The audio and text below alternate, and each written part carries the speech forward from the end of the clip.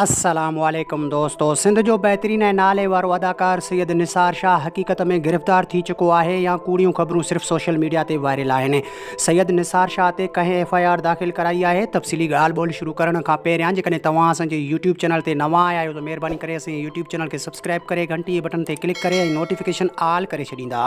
Subscribe करण सां अव्हां जो को बैलेंस कोन वेंदो, पर असांजी काफ़ी हौसला अफ़ज़ाई थींदी ऐं तव्हांखे बि वधीक वीडियोज़ ॾिसण वटां मिलंदा।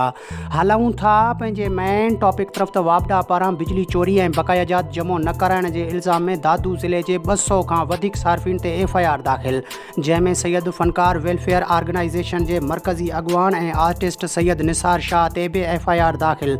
सैयद निसार शाह ज़मानत लाइ दादू जे अदालत पहुची वियो। हाणे हिननि मूं ते केस कयो आहे। TV चैनल जा जेके पाण आर्टिस्ट आहिनि निसार शाह, उहे बि इन FIR में शामिल आहिनि। कुछ कलाकनि बाद सैयद निसार शाह जी ज़मानत अदाकार लाला रफ़ीक ज़हूर खई। आज मुंहिंजी ज़मानत थी वई। असांजो चेयरमैन सिफ़ा जो लाला रफ़ीक ज़हूर मुंहिंजो ज़ामिन पियो आहे। हिन तरह जा वधीक वीडियोज़ ॾिसण जे लाइ असांजे यूट्यूब चैनल खे सब्सक्राइब करे घंटी जे बटन ते क्लिक करे ऐं नोटिफिकेशन ऑल करे छॾींदा। मिलंदासीं कंहिं नई वीडियो में। तेसिताईं अल्लाह हाफ़िज़।